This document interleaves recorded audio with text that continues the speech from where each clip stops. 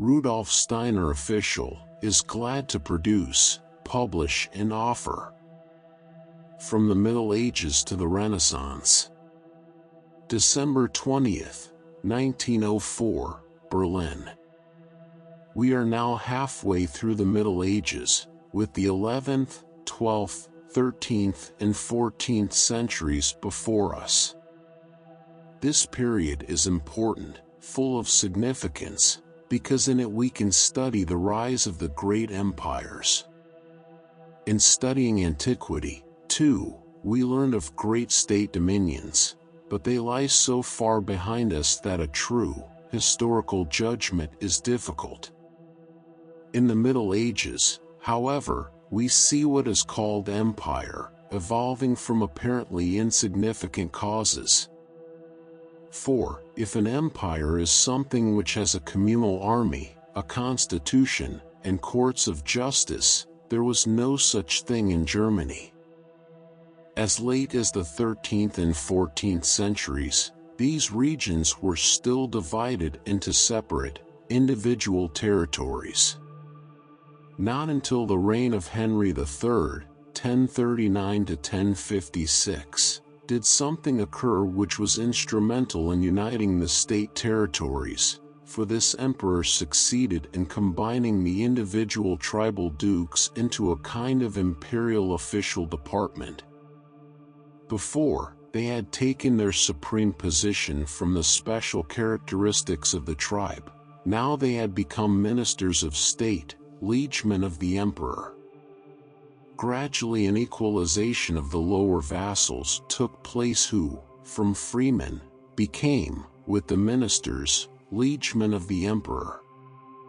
In process of time, they formed what is called the lower nobility, out of which the ranks of knighthood were recruited, the class which played so important a part in the Crusades. Already in the reign of Henry IV, the knights were playing a considerable part. If you're enjoying this video and finding value in the content, we kindly ask you to take a moment to subscribe to the channel. A large portion of our listeners and viewers haven't subscribed yet, and by doing so, you'll help us grow and continue bringing you more high-quality audiobooks. Your support means a lot to us, and it's just one click away. So, go ahead and hit that subscribe button to stay connected and never miss out when Gregory VII excommunicated Henry IV. Only some of the German princes stood by the emperor, others were under the influence of the Pope and elected different rival kings. That fighting was not important, but what is important is that, through these various conflicts, the class of knights acquired special significance. Continual feuds and wars prevailed, brutality continued to increase. The peasant class suffered much from the pillaging expeditions.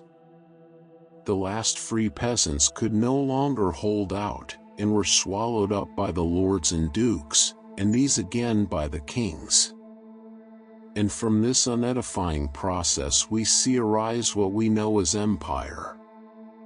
In this connection there was no difference between secular and spiritual princes, but the difference was great between the secularized clergy and those in the monasteries. The clergy governed by the bishops were mostly uneducated, unable to read and write, and of boorish manners. They made profit out of their feudal tenants. The bishops busied themselves with the administration of their property and were as uneducated as the knights or peasants. Nothing of what we may call culture existed. Thus the political situation made it possible to consolidate the church ever more and more, from Rome. It was different in the monasteries. Here much work was done, by the men and women. Profound learning was to be met with here. All education of those days proceeded entirely from the monasteries. In this matter they did not allow themselves to be made dependent on the political power of Rome, which was based on the secular ascendancy of the clergy. That which emanated from Rome can be judged in quite different ways. A certain struggle had to be carried on against the brutality, against the club law, of the German tribes. Zeal for spiritual assets, the desire to spread the authority of medieval thought over the whole world, was what Rome wished for. The more excellent will, at any rate, came from Rome, and not from the German princes. In this sense we must grasp what Gregory VII wanted, when he demanded the celibate state, and what Nicholas II felt, when he could not endure the claim of the secular princes to exercise influence on the appointments to bishoprics. It was in opposition to the growing savagery of the German territories. Thus the wars of Henry IV against the Saxons were not only almost as bloody as the earlier wars of Charlemagne against the same race, but they were waged with a quite exceptional disregard of loyalty and good faith. Through all these wars, the welfare of the people was more and more disorganized. Out of the storms of the times there arose a deeply religious trait, which became exaggerated to the sentimental emotionalism that I described to you in connection with the year 1000. This religious emotionalism drove the populace to constant pilgrimages to the East. Originally, the Christian religion knew nothing of clinging to any kind of dogma. It depended on the content of ideas, not on the external wording. You have seen in how free a way the Christian idea was developed in Highland, and how, for his own countrymen, the poet transposed the life of Christ into old Saxon conditions. He conceived the externals quite freely. They could take place in Germany, just as well as in Palestine. Under conditions becoming more and more externalized, the outward form of faith had become a vital question for the Church. It could no longer be left to the discretion of the tribes. As a counterpart of political power, dogma also became firm and rigid. The princes attempted to make use of the secular power of the Church in their own interests. The episcopal sees were filled by younger brothers, who seemed, either physically or mentally, to be unfit for anything else. Quite gradually conditions altered, and the old epoch merged into the new. And now appeared the Crusades, which we can understand psychologically from the mood that prevailed in the Middle Ages. As a result of the existing religious emotionalism, it was easy for the Pope, through his own agents, such as Peter of Amiens and others, to spur men on to the Crusades. Added to this, a great number of people were now completely destitute. So it was not only religious motives which contributed to the crusading zeal. More and more freemen had become vassals, others had been obliged to leave their property, and had become vagrants, possessing nothing but what they stood up in. Among these wanderers, who came from all classes, even from the nobility, there were a great many with nothing to do, who were ready for any enterprise, including the Crusades. So, we come to understand that a large number of factors were at work: religious emotionalism, rigid dogma, and material oppression. How powerfully these causes worked, we see from the fact that the First Crusade took place. 500,000 people traveled to the East. The first external impulse was given by the ill treatment of the numerous pilgrims at the hands of the Saracens. Still, there were deeper causes underlying it. Men were subjecting themselves to a rigid dogma, and those who do not understand how, in those days, men clung with heart and soul to religion, know nothing of the Middle Ages. A sermon had a kindling influence on the people, if it struck the right chord. Many thought to find salvation through joining the crusade, others hoped to obtain forgiveness of their sins. Our modern point of view can give us no true picture of this medieval phenomenon. Here we have to do with many intangible causes. It is not the causes, but the effects, of the Crusades, which are of special significance. One of these effects became visible very soon, namely a much more intimate exchange between the different countries. Hitherto, Germany in general had remained almost unknown to the Romance countries. Now they were brought close to one another by comradeship in arms. Moorish science, too, found a real entrance in this way. Formerly there had been chairs in the universities only in Spain, Italy and France. It was not until after the Crusades that they were established in Germany. Now, for the first time, the influence of true science spread from the East. Until now, this had been a completely closed book, and great cultural treasures were preserved in the writings of Greek classical authors. Actually, it was through contact with the East that science first originated. The indeterminate influence of religious emotionalism had assumed a definite form. It had become what is called medieval science. I should like to give you some description of this science. In the first place, it developed two ways of thinking, ways which became noticeable in the scientific life of the Middle Ages. The scholastic mode of thought split into two currents, realism and nominalism. It is an apparently abstract subject, but for the Middle Ages, and even for later times, this conflict acquired a deep significance, a theological, as well as a secular, significance.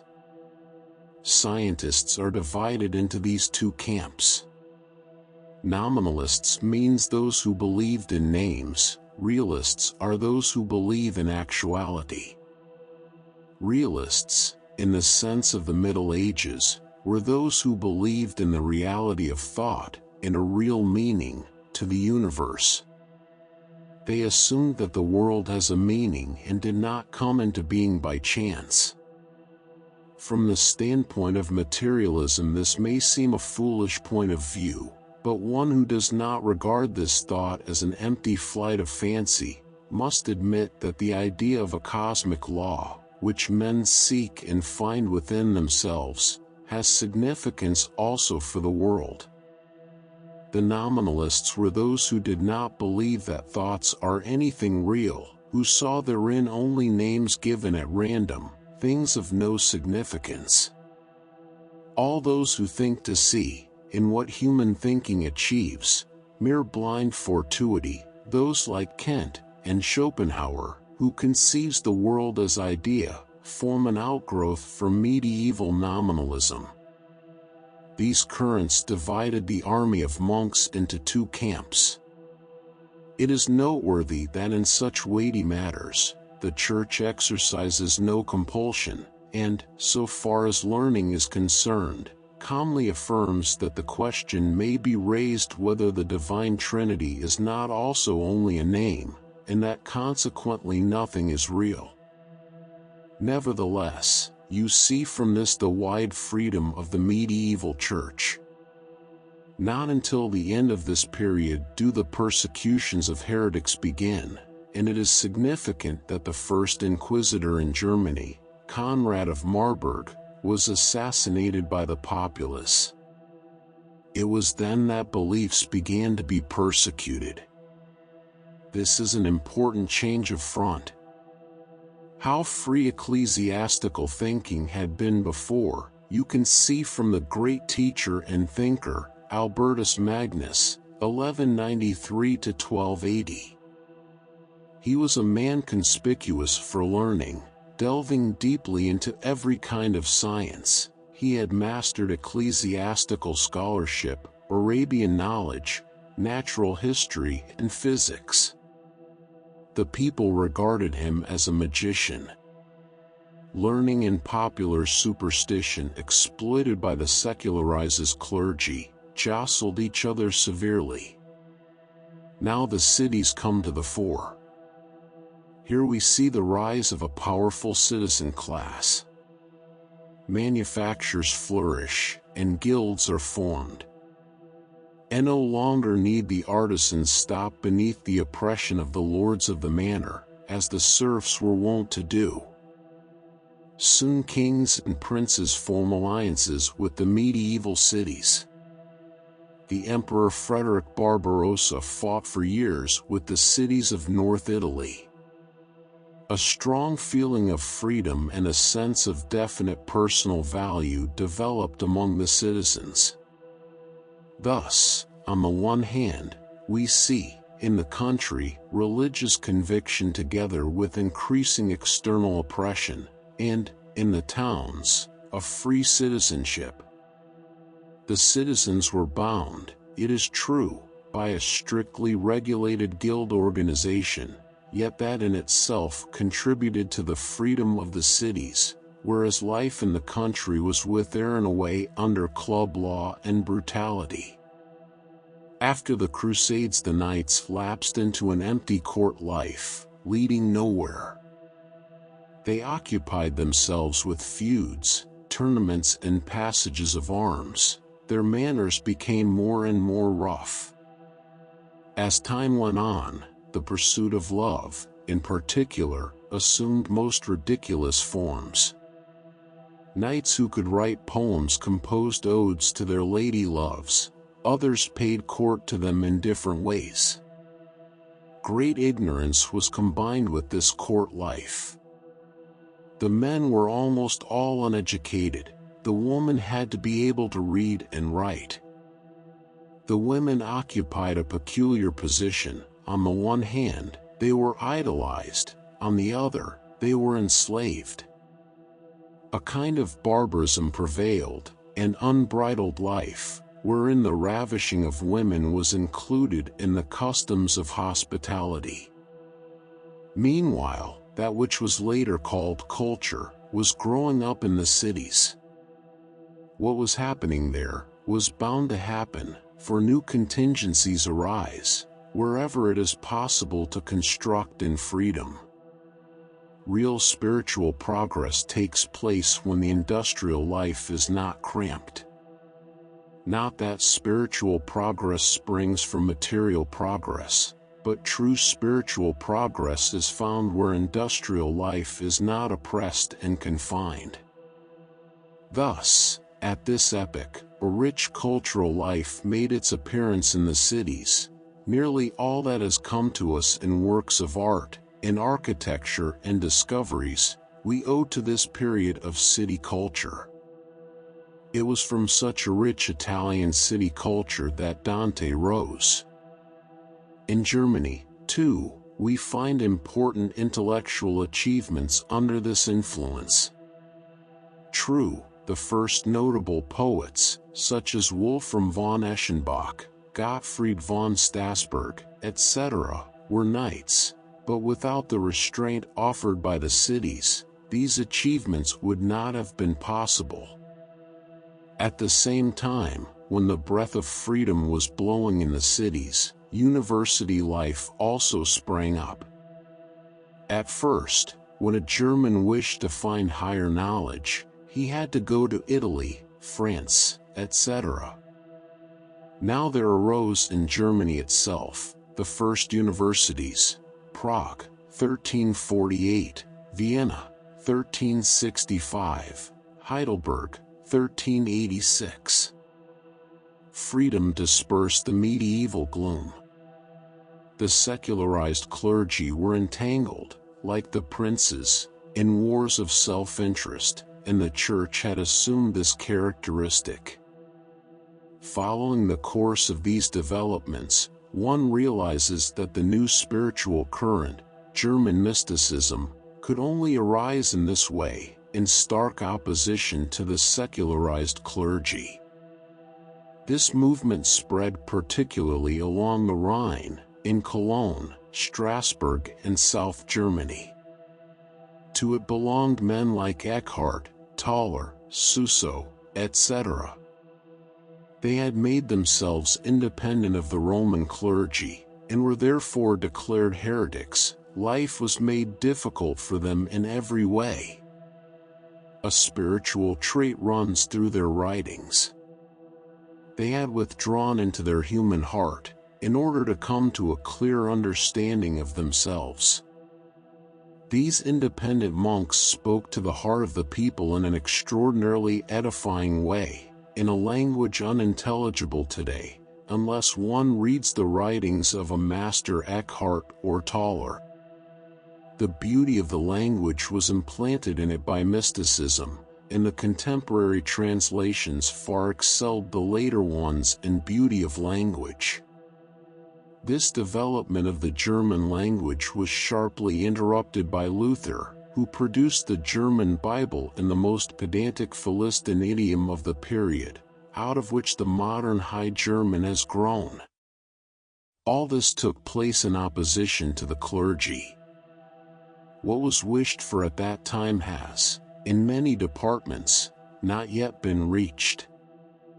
It has always asserted that Luther's translation of the Bible represented something unprecedented, but you see that far greater heights had been reached before. We are nearing the time of the Renaissance.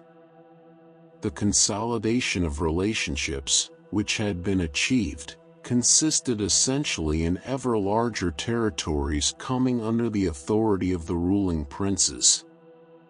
Also, a considerable part of the medieval freedom of the cities was absorbed into the constitution of the great states. Much is said nowadays of the despotism which prevailed at that time. Freedom has, of course, its seamy side, and it is not freedom if a man's free will is limited by the free will of others. In the middle of this medieval period, there was opposition in the universities to the arbitrariness of those in secular power, just as, later, perhaps Fichte alone voiced it. The documents of the medieval universities preserve for us the words of the free spirits of those days. Today, not only the secular government, but science, too, is state-controlled. I have sketched this epoch without allotting light and shade, according to the catchwords of the present day. I tried to dwell on the points where real progress was made. If we wish to be free, we must have a heart for those who have striven for freedom before us. We must understand that other ages, too, produced men who set store by freedom. History is the story of man's evolution to freedom, and in order to understand it we must study the culminating points of all freedom. On our latest releases. Copyright 2025 by Rudolf Steiner Official.